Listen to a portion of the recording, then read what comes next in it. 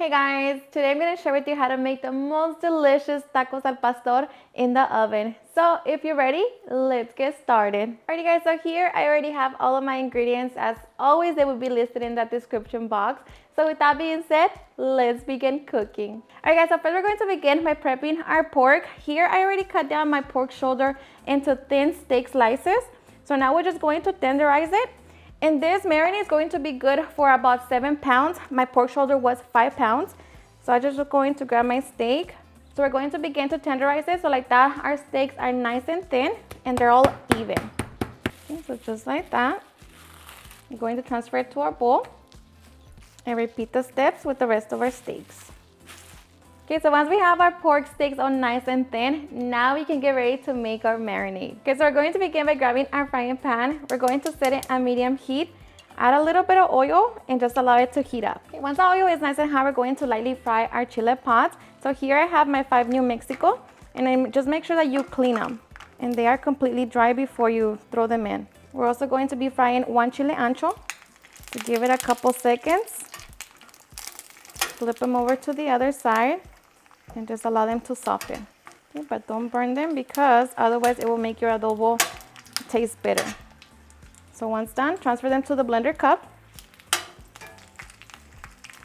Okay, and now we're going to fry 1/4 of an onion and 3 garlic cloves. So just until they soften. Okay, so once our onion has softened, we're going to transfer them to the blender cup as well, along with the garlic cloves. Now we can get ready to blend. Okay, to a blender cup, we're going to be adding 2 ounces of achiote paste, 1 bay leaf, salt. I'm using 5 teaspoons, 1 teaspoon of brown sugar, 2 teaspoons of black pepper, 1 teaspoon of onion powder, 1 teaspoon of garlic powder, 1 teaspoon of oregano, half a teaspoon of ground cumin, half a teaspoon of ginger, and 1/4 teaspoon of ground cloves. We're going to be adding 2 tablespoons of oil, 2 tablespoons of white vinegar, 4 slices of pineapple, along with 6 tablespoons of its juice. Okay, now we're just going to be blending until we have our adobo. Ready? And once we have our adobo, we can get ready to pour it on our meat. I like to transfer my adobo into a separate bowl, just so like that it's easier for me to spread it on the meat. And your adobo should be nice and thick. And of course, here you can taste it for salt and see if you want to adjust it. But just keep in mind that you do need a lot of salt.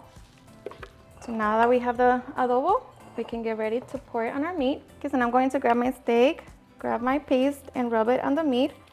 And you can always just pour the marinade on the meat, but I just like to make sure that they're all nice and coated. Okay, so once we cover our steaks with our adobo, we're going to be adding some fresh pineapples. Okay, we're going to cover it with plastic wrap, place it in the refrigerator, and allow it to marinate overnight or for at least 6 hours. Alrighty guys, so here I have my meat that I marinated last night. I pulled it out of the refrigerator an hour ago, so now we can get ready to roast it. So we're going to preheat our oven to 300 degrees.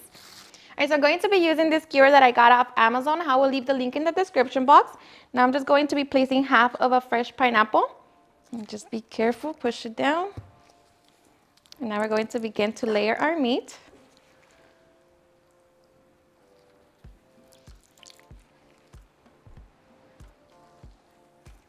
Going to be adding fresh pineapple in between as well. Top it with fresh pineapple. Okay, so once we have our trompo, we're going to cover it with foil. So kind of create a little tent.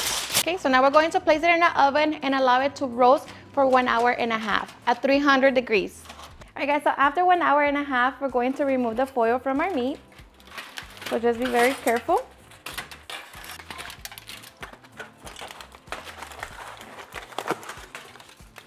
Okay, we're going to place it back in the oven and allow it to continue roasting for another hour and a half.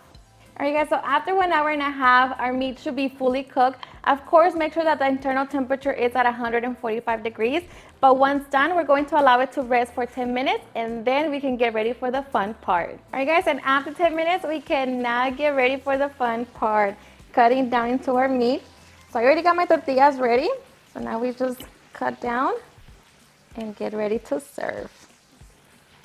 I'm just going to grab my tortilla, place my meat in there.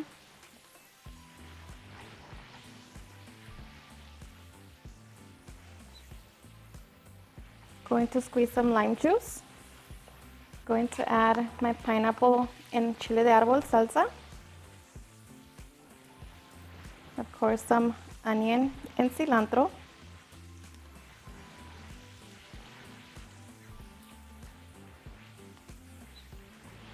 Okay. And just like that, we can get ready to enjoy our delicious tacos al pastor. Alrighty guys, and now for the best part, the taste test. Now let me tell you guys that I hope you give this recipe a try. It's seriously super easy to make, and best part is that it is super delicious. Now of course, once you cut it up, you can take it to the skillet and kind of keep it warm in there. But honestly, this recipe is seriously the best. So I hope you give it a try and enjoy it just as much. Cheers and enjoy.